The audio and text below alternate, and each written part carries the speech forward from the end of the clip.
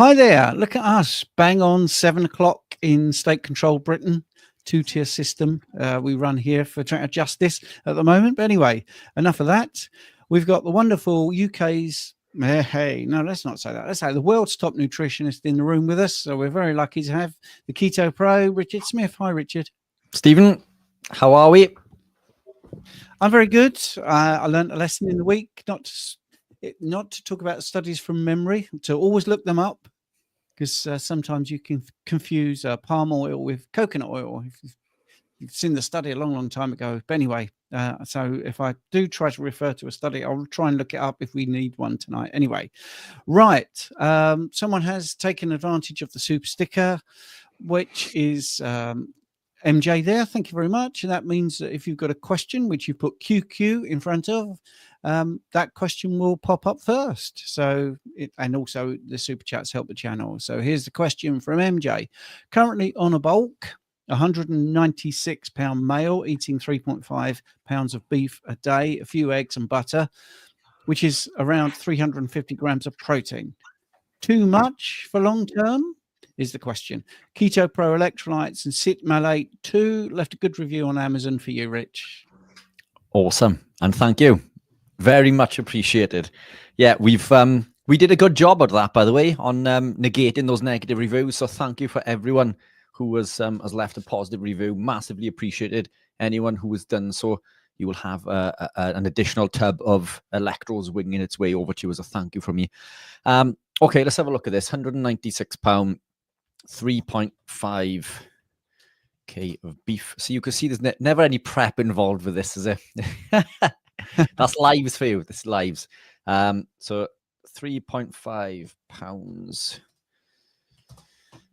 So 453 grams of protein.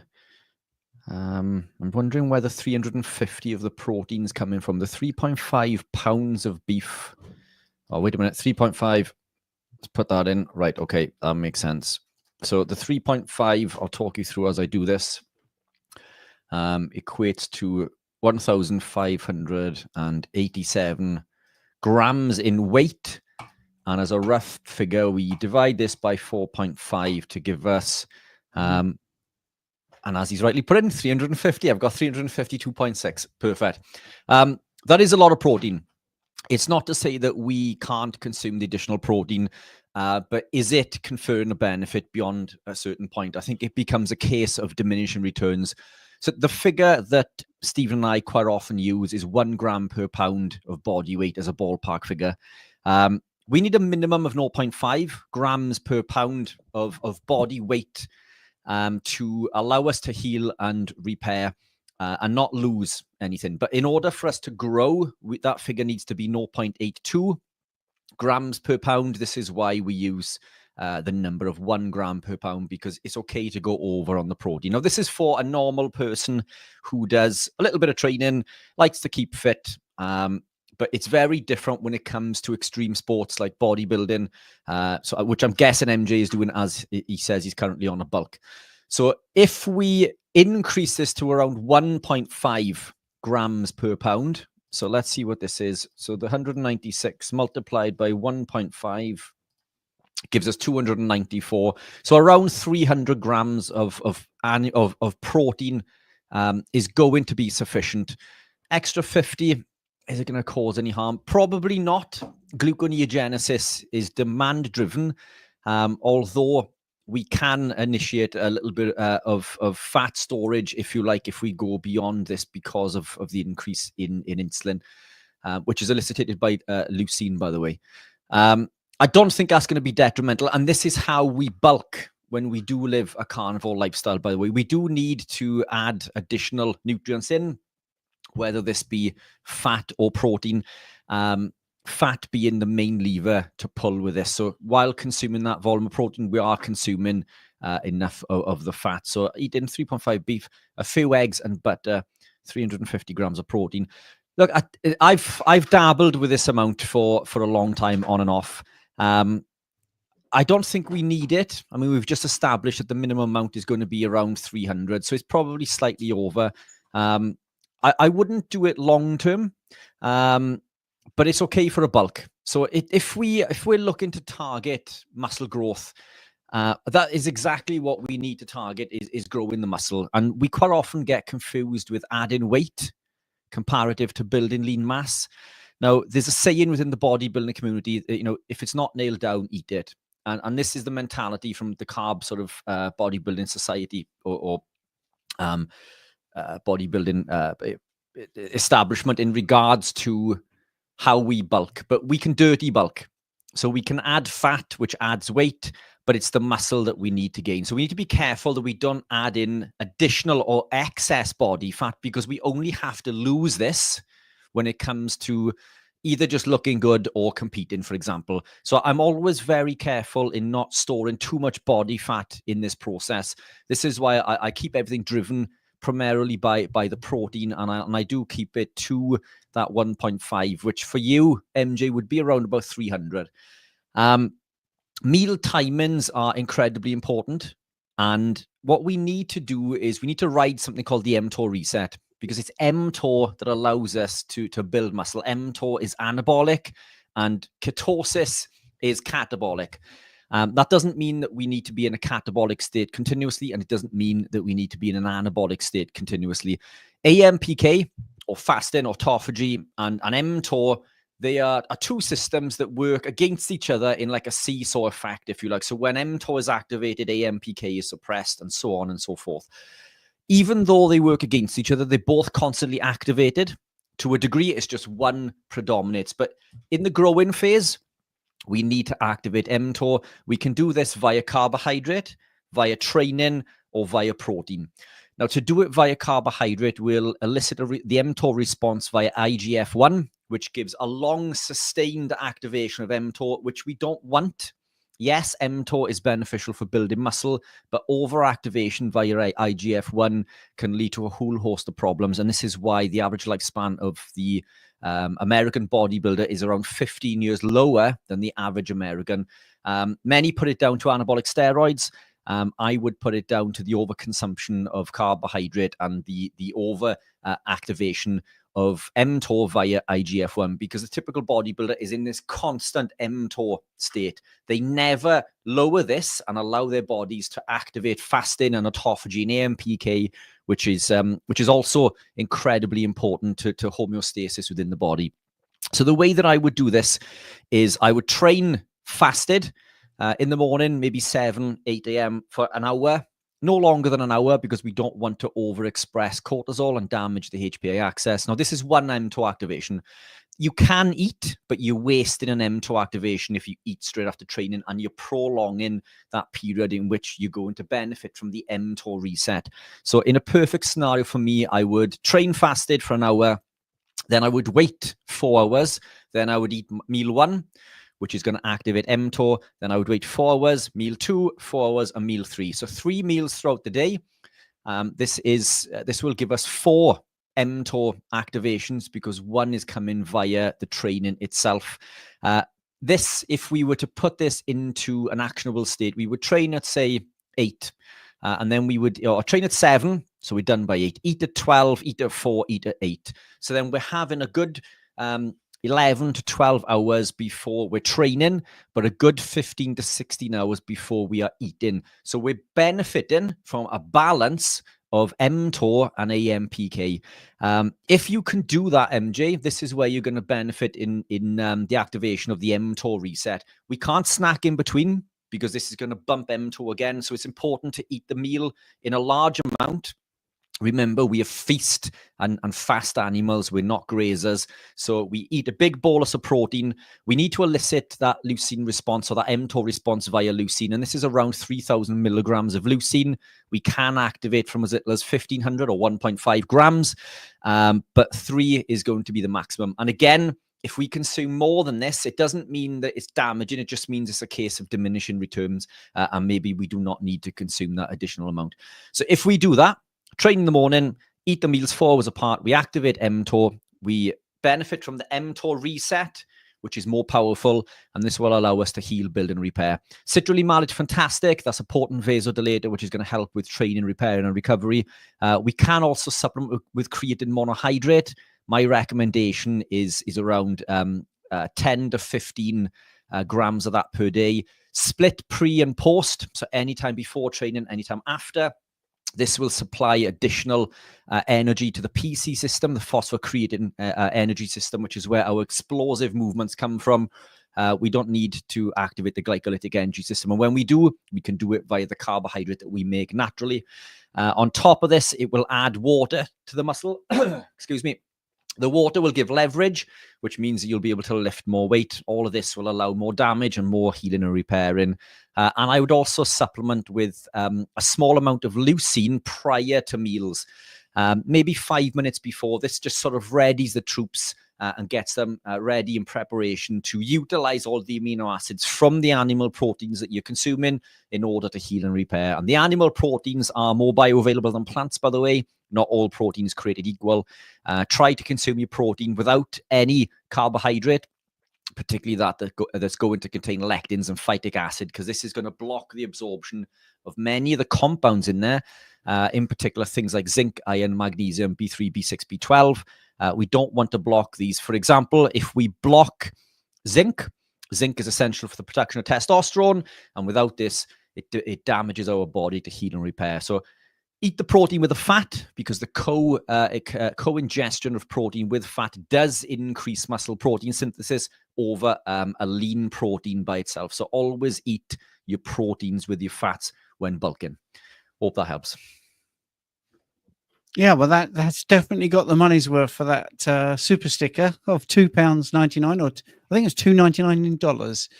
Just to say this live for people in the chat, this also runs to the X platform, and it also goes to Facebook. So there's lots of lovely comments in the chat, but we can't banter with you all the time because we're trying to sort of run this thing.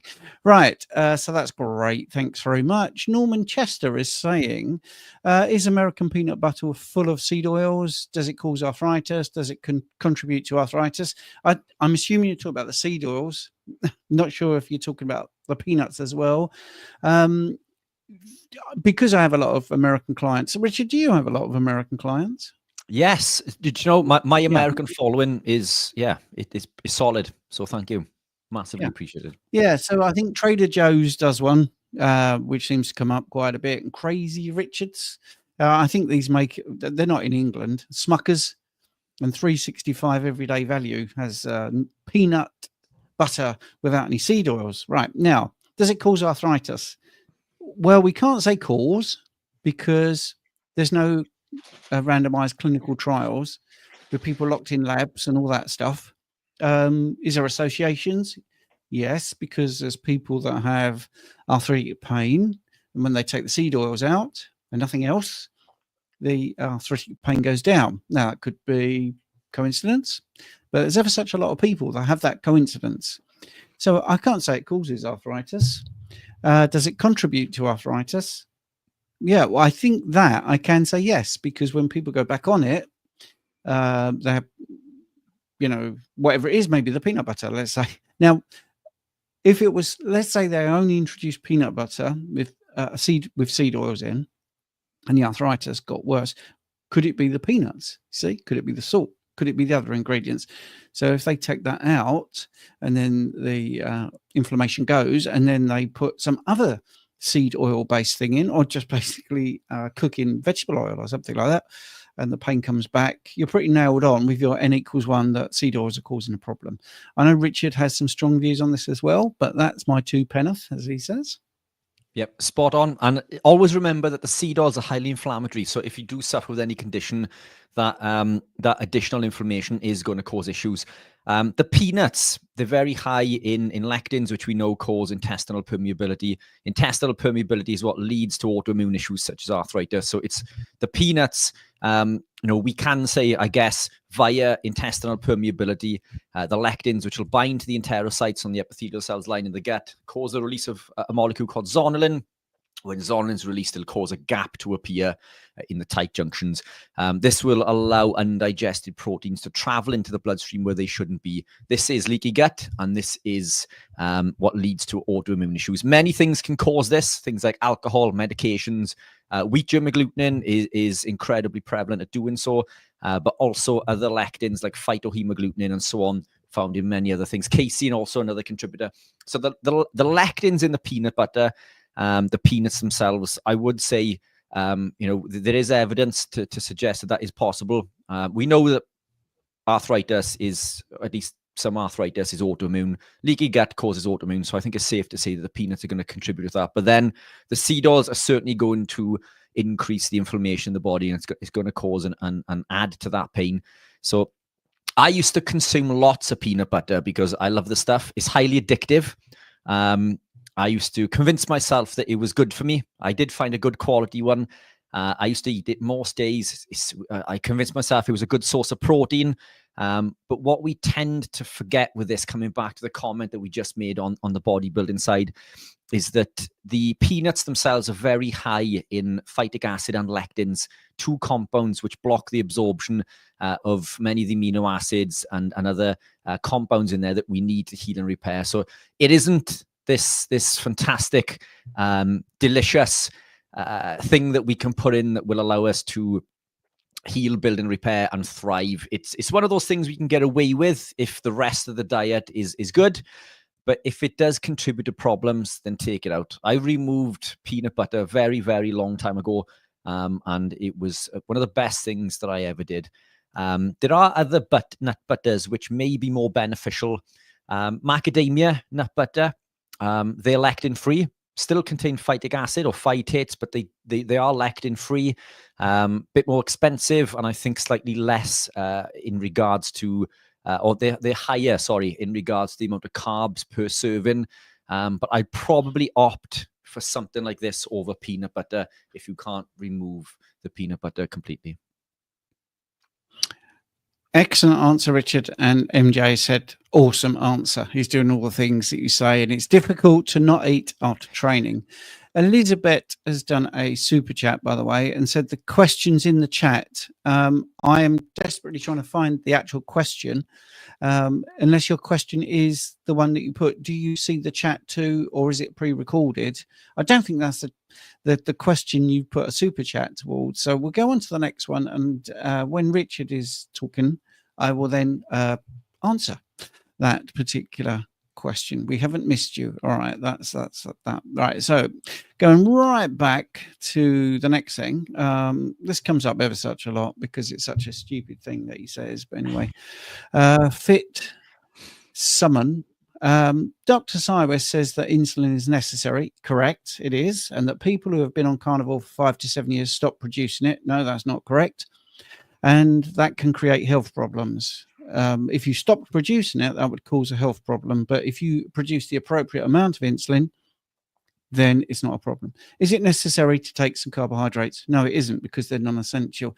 And this is one of his things, because he doesn't understand normative ranges, or he believes the normal ranges and doesn't seem to be able to join up some thinking, which is these ranges that we're looking at are based on people eating 45 to 65% carbohydrates. When you've done 5 to 7 years of being a carnivore, you will have a very low production of insulin, and they will sometimes go out of range because you don't need more insulin. It's really that simple. And I have long-term carnivores, and it doesn't cause problems. The thing is, a lot of people talk about problems. They're looking at normative ranges, not symptoms, not actual deleterious things happening. Most of these people that worry, I always say to them, well, do something like have a chocolate brownie and see what happens. And most people think that their blood glucose will go through the roof. It doesn't do that, because your insulin is so sensitive. In fact, I've seen people with a continual glucose monitor and very low insulin actually see their blood glucose go down eating a chocolate brownie, because the insulin response is so amazing. And it keeps you from those toxic levels. So that's my answer. This insulin insufficiency, I can't remember what he calls it, but it's just ridiculous. It's absolutely ridiculous, to be honest. Did you want to add, Richard? We've got loads of questions, or do you want to move on to the next one? Yeah, I think you covered it. Look, it's 100%. The requirement for it becomes less, so we need less. I've been carnivore for well over a decade, and I'm still doing well. I'm not struggling. I still build muscle. I still heal and repair. And again, it just comes back to those ranges, isn't it? Yeah, I'm just going to get rid of that banner down the bottom because it can be a little bit distracting. Go back to the comments then. Here we are, Vitalitis. Good evening. Just watched Professor Ken Sikaris on Low Carb Down Under. Great channel. About a great presentation about cholesterol. Thank you very much. That's good. I've mentioned that just for other people who maybe haven't seen that comment. Right, as I skim through, I'm still trying to find Elizabeth's question. Is another comment from Kemi. Hi. I will address this very quickly because I think both Richard and I have had these problems. Sadly, never get notifications from your channel anymore, not from other carnivore channels either. I don't know what YouTube is up to. What YouTube is up to is it's trying to stop carnivore channels doing well. So can you double check if you're a subscriber? Last month was the only month I've ever had a negative number of subscribers. Normally it tells me how many. So every month I might get like 700 new subscribers. Last month it was minus 50. Now I've been doing this a couple of years. That's the first month that's ever happened. Do make sure you're subscribed and then make sure that you get notifications. And if you haven't subscribed and you haven't liked or shared or anything, it really helps the channel. It just tells YouTube you're enjoying it and you like what we're doing. Anyway, that's that. So let's go to the next question. Tom J, it's good to see you in the room, by the way. But oh, here we go. Here's one for Richard, right up his alley. And while that's happening, I will look for Elizabeth's question. Thoughts on MCT oil on a carnivore diet? Worked up to 3 tablespoons a day, and I feel great. A bit sharper than normal. Seems great as a pre-workout also. Yeah. John, fantastic pick as well. I love that. Yeah, looking sharp there. Who says carnivore isn't good for us, eh? Yeah, look, this is what I've got in there. I've got exogenous ketones and MCT oil in there. And as you guys know, I make MCT oil, MCT powder, and exogenous ketones. I don't mention them very much on the lives because that's not why I'm here. I'm not here to sell product, but they are things that I believe in.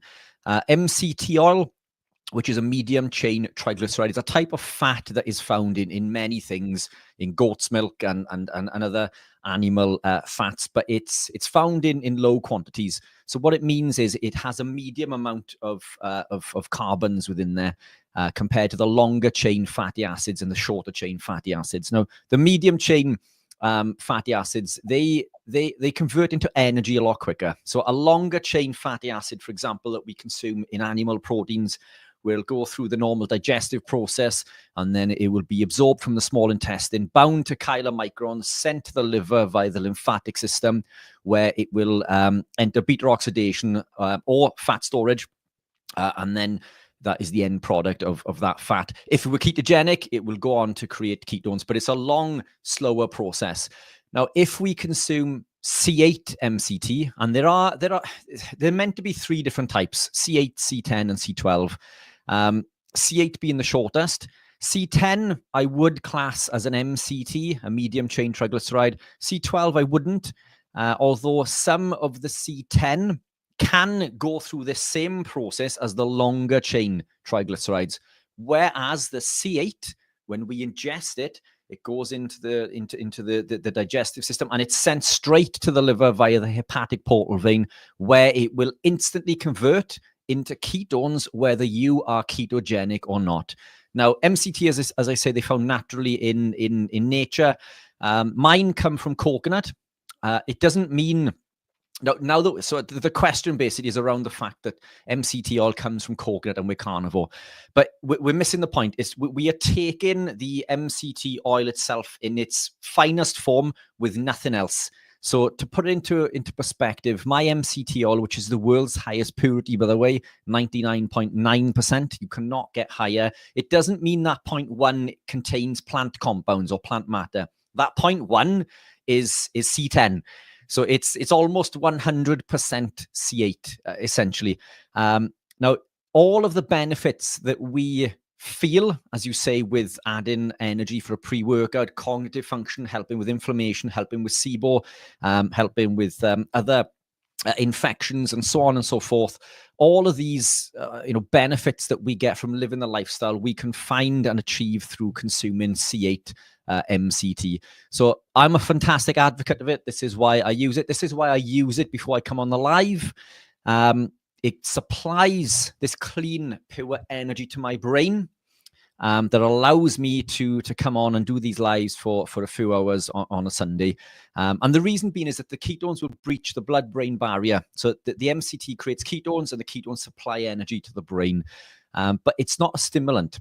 So it means that you can consume this before bed, and it will help with other things while you sleep, like aid in sleep, for example. It will block inflammation because it blocks NLRP3 inflammasome. So I find that it can help in the evenings to help settle and balance the glutamate to GABA ratio, which helps with glutamate excitotoxicity, which is one of the reasons that we're anxious and stressed, and it allows it to balance this out because it increases the adenosine receptor.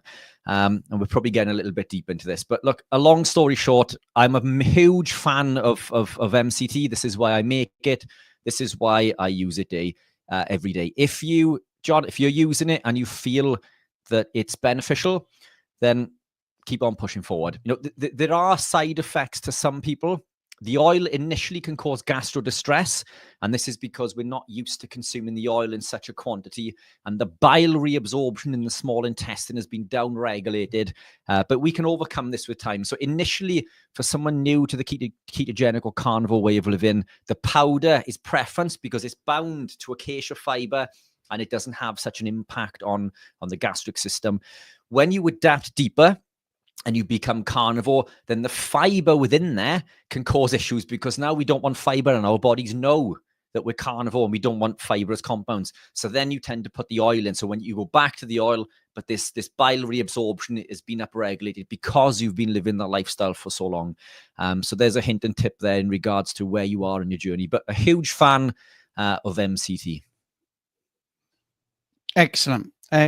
So we've now got to Elizabeth's question. Hi, I am 9 years into keto carnivore diet. 9 years, good. Did it dirty. Only last year went plant-free. Last year triggered psoriasis. Any tips to heal it faster? P.S. I'm doing lion plus fish, no coffee, which is a really good thing. I mean, just for people that don't know psoriasis, that there are different forms of it, but basically, in most people, it's where the skin cells are multiplying faster than normal. Then you get these sort of red, scaly patches on the skin. Carnivore helps because you're eliminating sort of trigger foods, things like, grains, sugar, processed foods, and nightshades tend to go out, tomatoes and peppers. Tomatoes being a really interesting one to get rid of, and gluten, which I know, Richard's going to talk about in a minute. But there's also other things in carnivore that are very good, like the fact it's high in zinc. That can help with skin healing, and you got vitamin A, you got vitamin D, and you get adequate protein, which is going to help your skin. So while Richard does the next bit, I'm going to just keep sorting out the questions. We're very busy tonight, but that's my little sort of layman's thing. But Richard, did you want to add anything? Because our good friend Phil Uscott, of course, resolved his psoriasis, which was arthritic, wasn't it, in nature? So yeah, I've got people that reversed it. Yeah. So look, it's, anything like this tends to come from intestinal permeability, skin conditions, anything to do with autoimmune stuff, especially skin condition. I used to suffer with severe dry skin on my hands. So my hands would crack. I used to suffer with what I believe to be eczema. I don't think it was. It was just a reaction. So generally, when we remove all of the plants, all of these things clear up. Now, a few things can happen in regards to when we go into being a strict carnivore. So doing lion, fantastic. Now, the potential issues with lion, if you're eating beef, could be the ground beef, because ground beef is more likely to contain histamines. It's going to be high in histamines. This can cause a similar response in regards to skin conditions. So that's something to look at. So maybe look at buying the meat that isn't ground, eat fresh, avoid aged meats.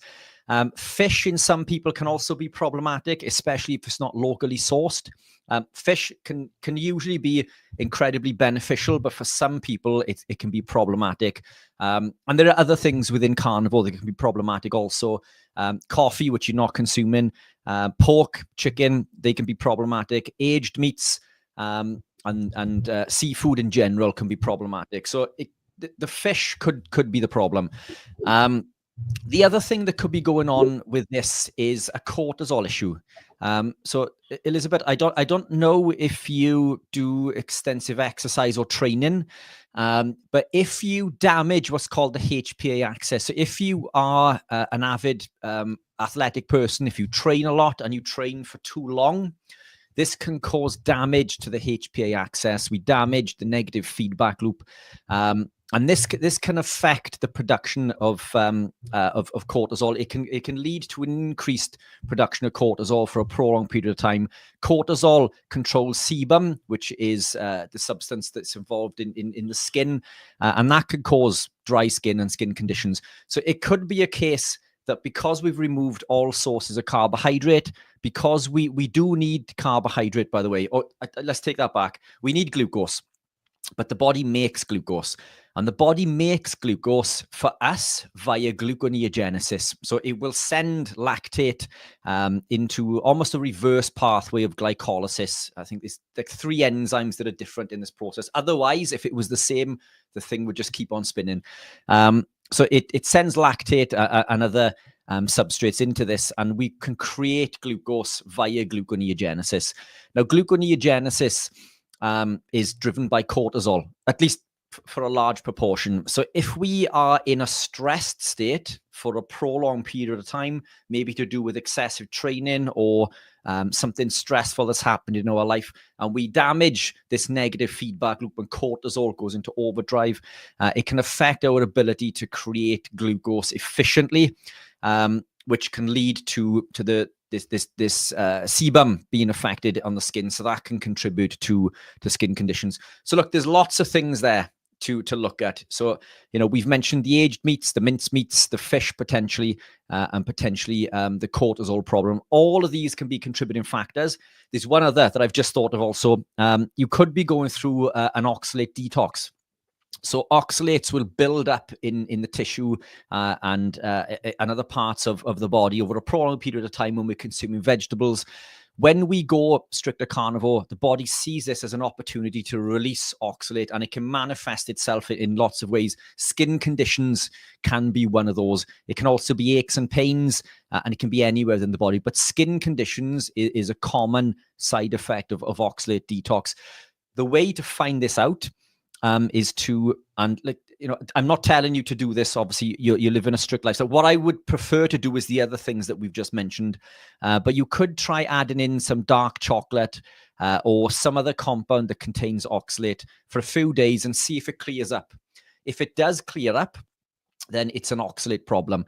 But I would be more inclined to address the other things first. So the cortisol issue, look at the aged meats and the ground beef. And I'd potentially remove the fish. The best way to do this is by doing all of those things in the first place and reintroducing. The problem with doing an elimination protocol where we remove one at a time is that more than one of these things can be affecting. So if we remove, say you removed the fish, but you kept in ground beef, for example, well, the fish and the ground beef could be problematic. And what we tend to do when we remove one thing, we consume more of everything else that we can consume. So we could be consuming more of the other compound that could be causing an issue.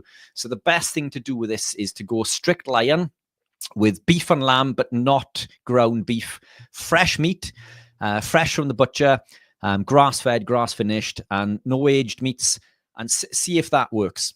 Run that for a little while, and if it does clear up, then you can start introducing these other things, and by that way, you will find which one is the problem. But yeah, a number of contributing factors there potentially. Yes, I want to thank everyone for joining the live stream. Every single Sunday we do this at 7 p.m. We've got over 200 people watching because we do this out to X and Facebook and Richard's channel and my channel. So if we're not getting to your questions, I do apologize. We try to give you proper answers rather than just go and have a look at this video type answers. I'm just going to show you how you can get more of us. If you really like how we're answering the questions, you can join our school group, which looks like this.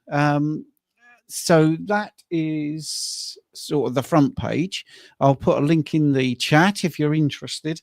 The reason I say that is because we do a live straight after this at 8 p.m. UK time, which you will see in the calendar. You just click on calendar at the top there, and here's our current live stream in red here, and then at 8 p.m. and then we do one on Monday at 8 p.m. for a whole hour. There's also a classroom, so you get lots of free courses, lots of free ebooks. You know, once you join, you get into all of this. There's a ketogenic course, a carnivore course, thyroid, expertise with an ebook, dairy, all about fruit and veg, all about protein, problem solving. Then when you get to level 8, you get a free book from me. And when you get to level 9, or you want to jump that, you can pay £25 a month to join Fat Club, which is a daily help for 60 days. And all of that can be gleaned and got from joining the school community, which I have put in the live chat. All right. So if you don't get your question answered, don't forget you could join us at 8 p.m. straight after in our members meeting, or tomorrow night at 8 p.m. So I've got to stop the screen share now, remove that. We'll go back to your questions. So we've got Cruz here, who's very kindly gave a super chat. Thank you very much for that. That helps to get the question moved up. Could high insulin be due to ongoing long-term repair after 1 year, 90% carny? Yes.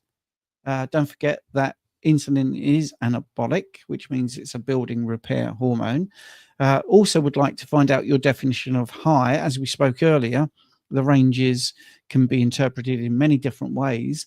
Is it always high? How often do you have blood tests? Is it a fasted blood test? Are you doing a C-peptide test, which is a proxy marker for the production of insulin?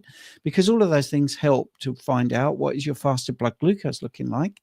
But let's go back to the question. Can it be ongoing long-term repair? It can be, but after a year, you would probably need to look into that a little bit more. Irregular physical activity. Well, the physical activity will put insulin up, which is what you want, as you know, Richard has alluded to just there with Mtor. Mtor doesn't work on its own. We need insulin for growth. Regular nut intake.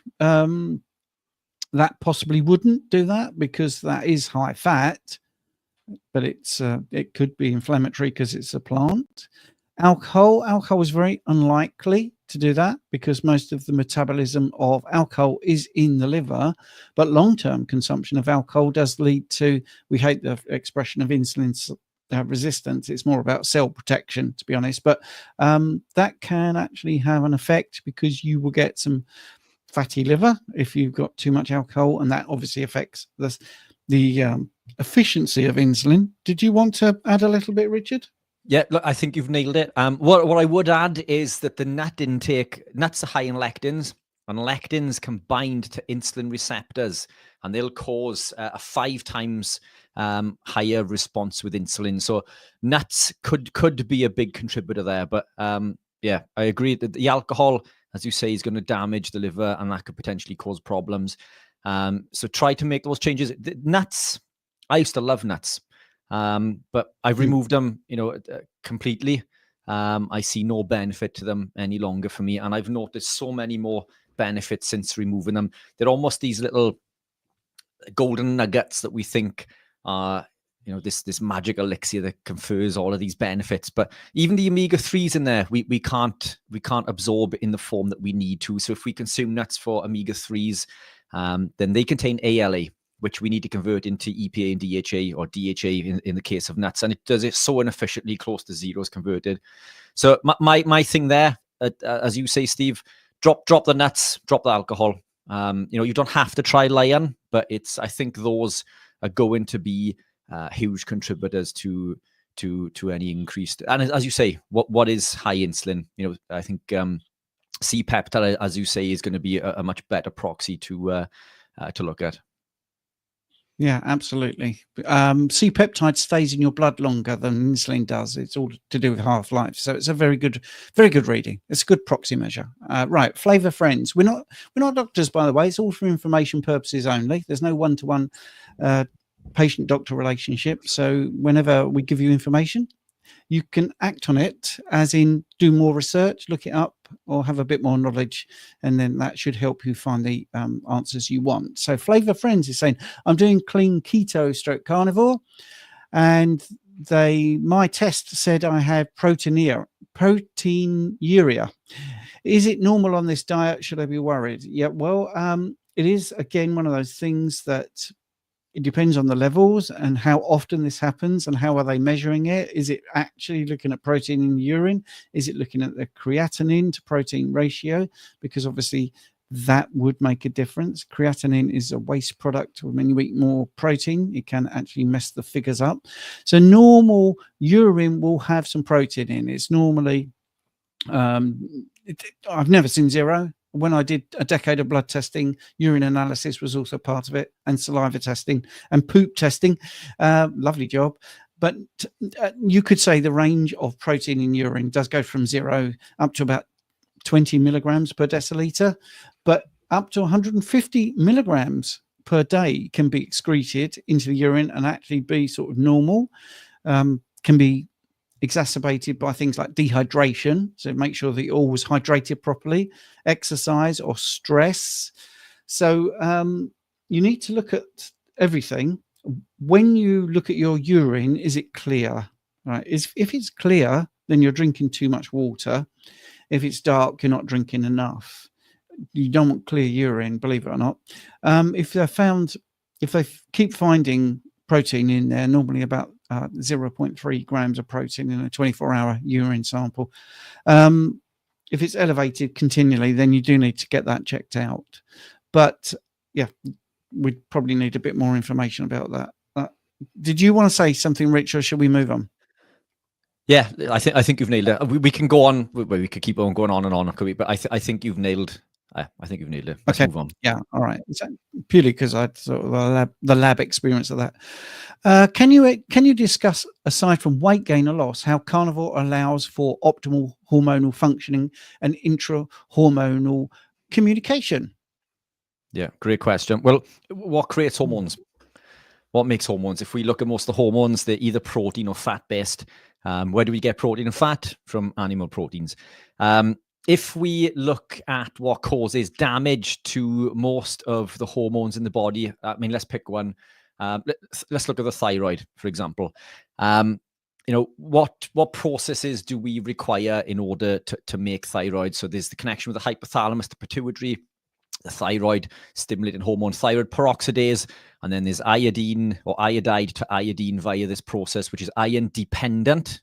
Iron, which we cannot get from plants, by the way, because of the porphyrin ring, which isn't found in plants. It's only found in animal proteins. So iron is incredibly important. We need the iodine, which we can get in high quantities from animal proteins. And during this process, the tyrosine is bound to the thyroglobulin, which creates the T4. And then we need selenium to remove one iodine atom to create the T3. Again, the selenium found in high quantities in animal proteins. Now, if we eat the animal proteins, the system, everything it needs, all of the ingredients, the proteins, the fats, iron, and so on and so forth is found within the animal proteins. So what happens if we decide to try to get this from plant compounds?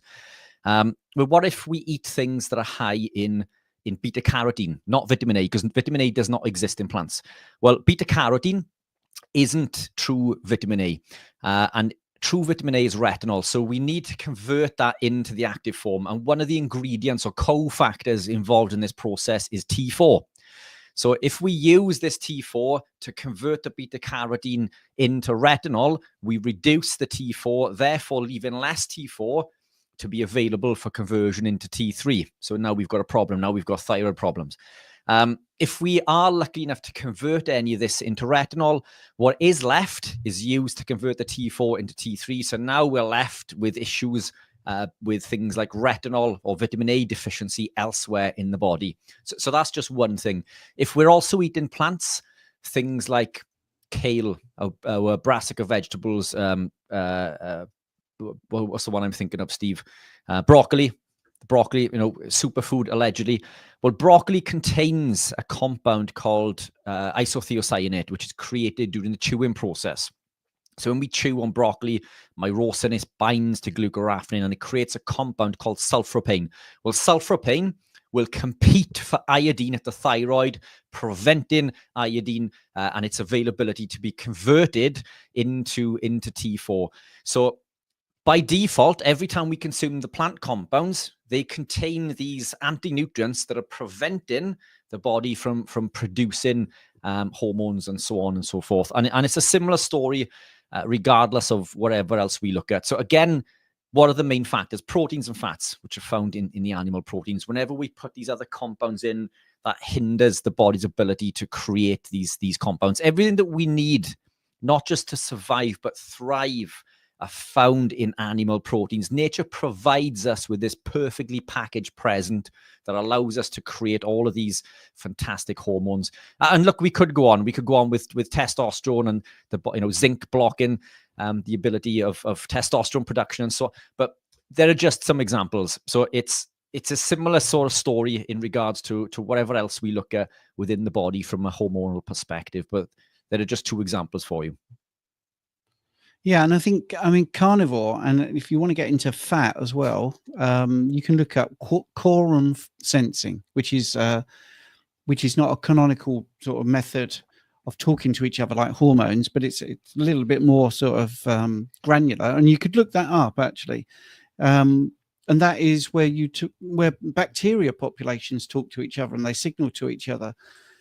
And what happens is it can promote an infection. That's how that works. So bacteria talks to each other. Now, one of the things that mediates that and actually stops that happening is LDL, or the ApoB protein, which allegedly is really bad, by the way. That's the latest thing, isn't it? To try and make LDL sound really bad. They talk about levels of ApoB. And this has been studied. This has been shown in hospital settings, clinical settings, that at this level of sensing, which is like I say, much more nuanced and not really that well studied, they've shown that you have less infection when you have higher levels of ApoB. So yeah, that's a little rabbit hole to send you down for a little bit. Right, this one is for Richard, I would imagine. Jonesy Lad 142. Hi, going to do a 24-hour fast with Keto Pro electrolytes and MCT oil. Any tips on how to structure this? Cheers. 24 fast Keto Pro electrolytes, MCT oil. Perfect, fantastic. Look, so the electrolytes will not break a fast. MCT oil will not break a fast. The Keto Pro products that I manufacture, other than the protein, will not break a fast. BHB, MCT, and electrolytes. In fact, I would recommend for fasting. So in regards to structure, you can consume the electrolytes as and when you want. And in fact, I think they're an integral part of a fast, particularly for me.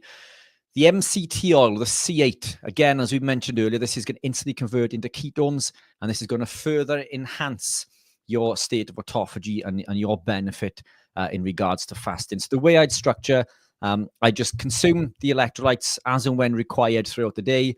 The MCT, I would consume in the first half of the day, and then I would let the body ramp up its own production to a more higher extent, if you like, in the evening. So for me, I would consume the MCT first thing in the morning, again a few hours after, maybe again a few hours after that. Like, you don't need the MCT for fasting, but it does enhance that fasted state because it will elicit all of the responses of living a ketogenic lifestyle and be in that state of autophagy, which is things like autophagy, mitophagy, brown fat activation, improved insulin sensitivity, and so on and so forth. It's all of the benefits that we attribute to fasting we can achieve without fasting, by the way. And our requirement, if we're ketogenic or carnivore, for fasting becomes a lot less. Fasting is more beneficial for people who are not ketogenic or carnivore in regards to a percentage,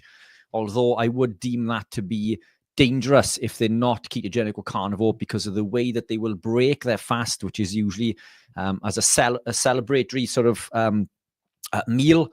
At the end of their fast, they'll consume a high bolus of protein, which can be incredibly dangerous. So we don't want to break our fast with carbohydrates at all. We want to break it with predominantly fat and a little bit of protein. So a super, super fatty cut of meat, even some, some cheese or cream even, or some form of fat, but with a little bit of protein. But preference the fat when you break a fast. Personally, when I used to fast, which I don't actively do anymore. So if someone were to ask me, do I fast? I don't actively fast, but I intuitively fast. So I eat when I'm hungry. If I'm not hungry, I don't eat. It just so happens that I spend the vast majority of the day not eating because I'm not hungry. But when I eat, it's always something nice and fatty. Some chuck steak, for example, which is incredibly fatty. But super easy. Don't overthink it. Just don't break the fast with carbohydrates. Don't think that you've gained the right to this treat, because putting in a high bolus of carbohydrate will be highly problematic when you break a fast, because you are so insulin sensitive.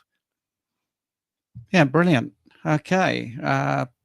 So we've got to Glenda. Glenda, you did a super chat. Never done one before. Money went. Here it is. We saw your super chat. I have had 2 failed colonoscopies due to not emptying despite a lot of meds. Got a CT scan Tuesday, so only had chicken now. 4 days fasting. Any advice? I think the fasting is really great. That's a good idea. Clear liquids are very good because hydration status is good. You could also look at broth. Broth is okay as well, but a clear liquid tends to be better. Interestingly enough, if you look at mainstream advice, and this is quite telling, isn't it? The mainstream will say go as low fiber as possible for 4 days beforehand. I thought fiber was great for your colon. I wonder why they say that. So yes, your 4-day fast will probably help. Just make sure hydration is really on point. I would definitely say that, you know, you're doing all the right things, because if you're on a 4-day fast, you're not going to have any residual matter in your colon, especially if you're carnivore. Especially, I wouldn't have any fruit or veg or any of that sort of stuff. Certainly wouldn't have any fiber. And actually, you know, the fasting is going to improve the cleansing, but I really can't stress enough how important the hydration will be at this point, and also maybe some electrolytes. What do you think, Richard? Yeah, completely agree. I think, if you are looking to clear liquids, the MCT is fantastic, also in the form of C8. And again, you know, you're still technically in that fasted state, but it's just going to supply you with that ketone energy. But it will also lubricate the system and passageways also. But yeah, bone broth, I think, is incredibly beneficial also. But I think you've nailed it. Yeah, thank you very much. I think the super chats are really good. So I'm sorry we didn't get to you straight away, but sometimes when there's a super chat and the question shows up somewhere else, it's a bit confusing. Right. Okay. I can't pronounce this name. I think it's Venolin, which sounds like a medication to me, but oh no, that's Benylin. That's what I'm thinking. Right. Venolin, a lovely name, actually. Do you guys know if carnivore can help removing eye floaters? Yes, because it did for me. Got them 2 months ago, checked by my doctor. They just said, get used to them. Well, that's great, isn't it? Well, you know, maybe because in their sphere, they don't see people unless they're, you know, eating standard American diet, or they're vegans or vegetarians, so they don't meet carnivores. So I've definitely seen people comment, and I've had success stories where people said their eye floaters have gone on carnivore. Some people have had sort of therapeutic fasting, and they've seen the floaters gone.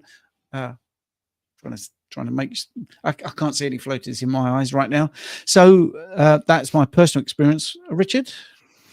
Yeah, I've got nothing to add to that. I mean, it's going carnivore seems to help improve almost everything that anybody's ever come to see me with. So I can't see it being any different with eye floaters. But I was more I was more laughing about the doctor saying just get used to it. And that seems to be their attitude, isn't it? You know, unless they can offer you a medication, it's tough, you know. That's all they care about, really, isn't it? Just, crazy stuff. Mainstream diet recommendations, and just get on with it. Right, Helen saying, good evening, gentlemen. I am on day 72 and suffering with occasional bile reflux. I think it's from eating hot minced beef, 75-25. Could it be the warm rendered fat causing the sour bile reflux? Yes.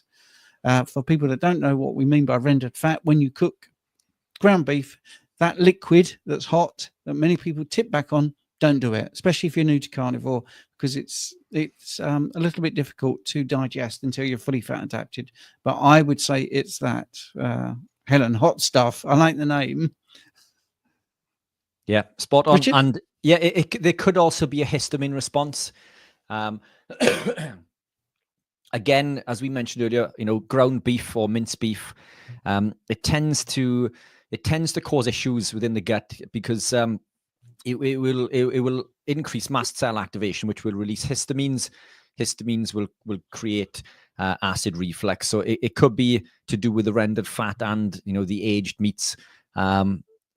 Try it cold or try draining the fat. That's what I tend to do. I no longer pour the fat over any longer. I just cook my mince in its own juices, but I remove the fat per se.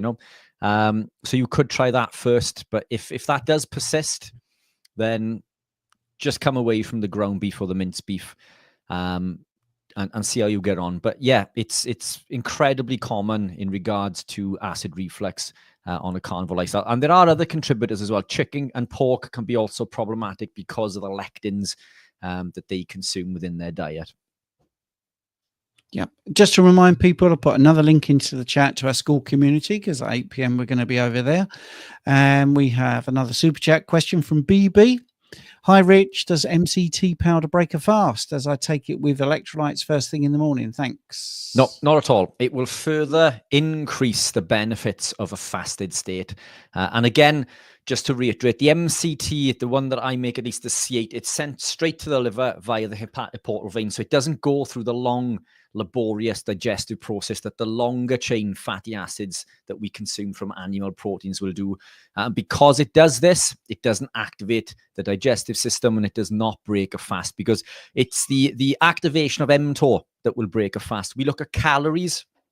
It's not so much the caloric value, it's the activation of Mtor that comes along with that Mtor activation, or the bolus of protein, for example, that we've consumed, that will elicit that Mtor response, and that is ultimately what will break a fast. So the MCT will be sent straight to the liver via the hepatic portal vein, and it will increase the production of ketones, which will further enhance a fasted state. So these are things that I use when I used to fast. As I say earlier, I don't actively fast anymore, but I will come into the office in the morning and I'll consume MCT with some MCT oil, or as I've got in there now, the BHB with some MCT, but perfectly fine to take when fasting. Great. And thank you, Glenda, for follow-up super chat. It was really nice of you. That's great.